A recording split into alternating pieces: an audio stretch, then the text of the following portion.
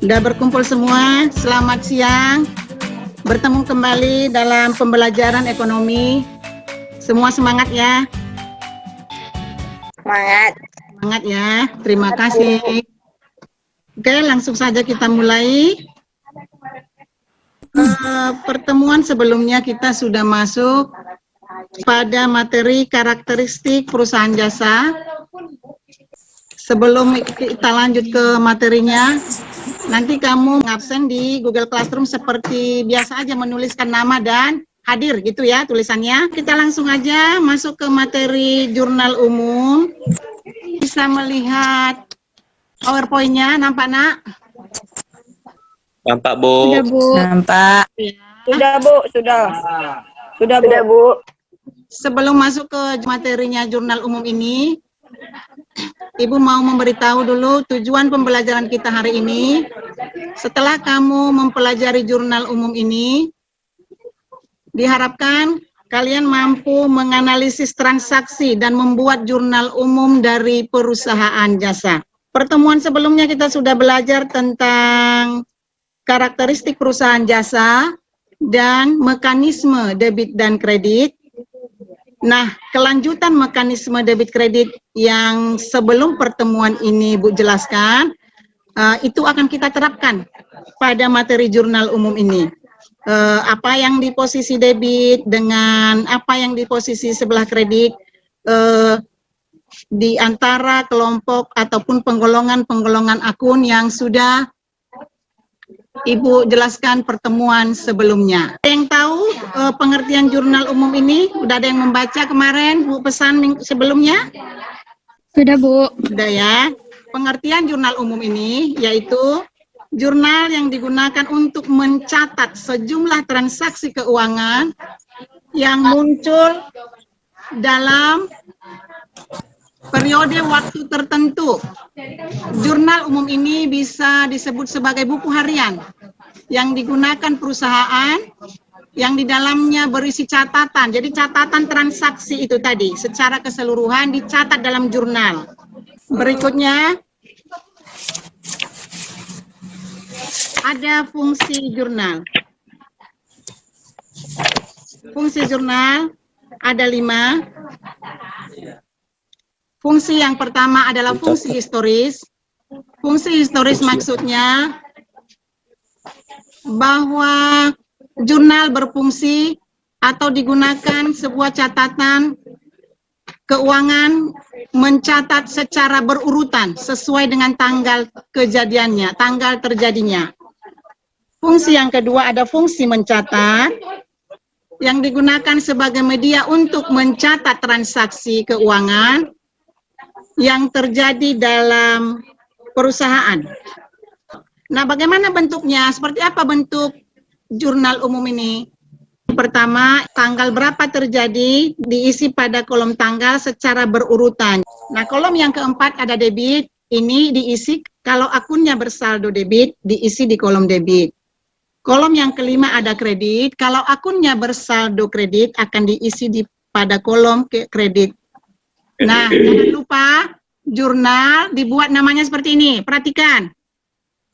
Jurnal umum namanya Astuti Taylor, misalnya usahanya, atau misalnya Randi Service. Contoh, periode per 31 Desember. Itu maksudnya harus dibuat judulnya.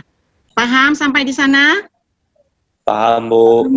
Nah, sekarang kita lanjut ke tabel saldo normal. Kelompok akun ada 5. Saldo normal ini merupakan sebuah ketetapan. Jadi ini selamanya harta itu akan selalu bersaldo debit, utang selalu bersaldo kredit, modal selalu bersaldo kredit, pendapatan juga selalu bersaldo kredit, dan beban selalu bersaldo debit. Nah, kita lanjut. Untuk lebih memahami, Ibu kasih gambaran. Ini ketetapan prinsip berpasangan, itu yang Ibu jelaskan tadi. Ini tadi harta dan beban sama dengan utang, modal, tambah pendapatan. Jadi yang ini harta dan beban di sebelah kirinya, kamu ini di sebelah kanannya. Ini dia, memudahkan kamu.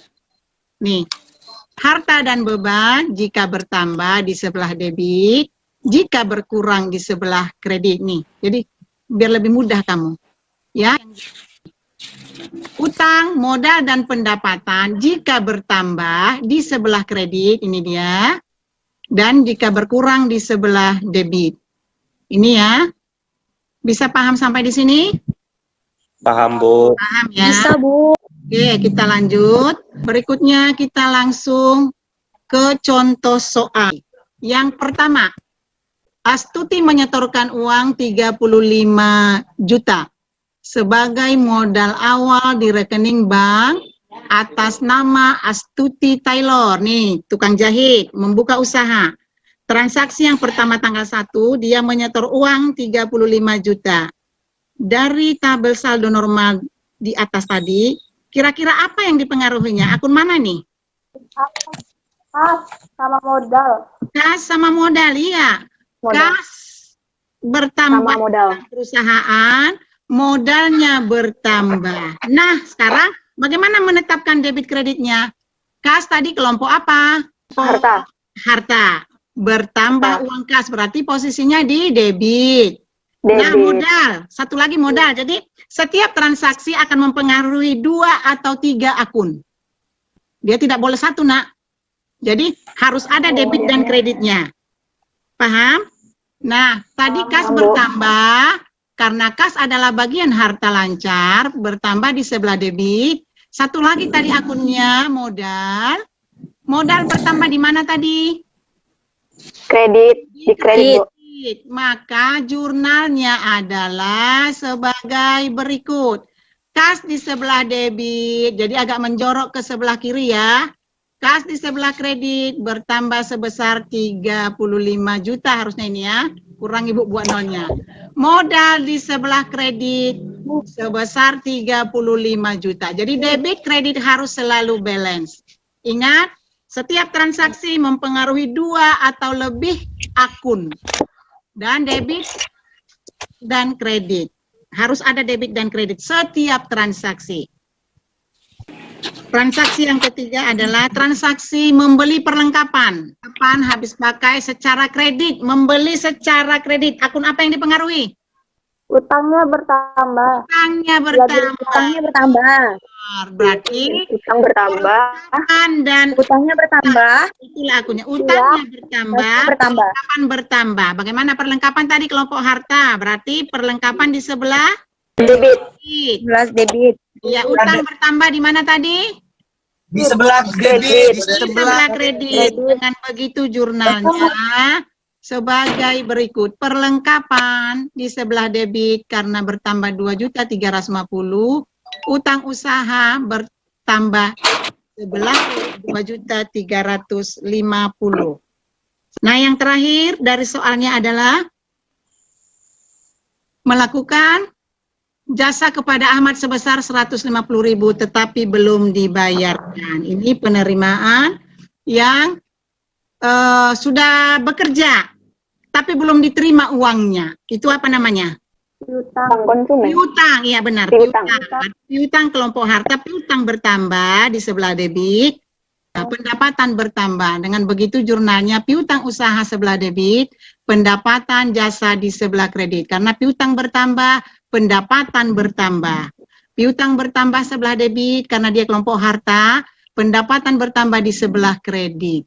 Itulah contoh-contoh soal. Selanjutnya kita akan melanjutkan pembelajaran kita ini ke Google Classroom. Nanti di sana sudah Ibu share LKPD, lembar kerja. Instruksinya sudah lengkap di sana. Apa yang mau kamu kerjakan dan jam berapa kamu mengumpulkannya. Kalau bertanya nanti bolehlah kamu lewat chat, boleh di WA, boleh di Google Classroom. Langsung sekarang ini, setelah ini ya, kamu langsung buka Google Classroom-nya. Untuk minggu depan, pertemuan berikutnya kita masuk ke buku besar. Satu lagi, sebelum Ibu tutup, kamu buat dalam catatan nanti sebagai refleksi rangkuman dari pembelajaran kita hari ini. Dengan begitu, pertemuan kita hari ini, Ibu tutup sampai di sini. Terima kasih sudah semangat mengikutinya. Sampai jumpa pada pertemuan berikutnya. Ya, dan sekarang segera beralih ke Google Classroom.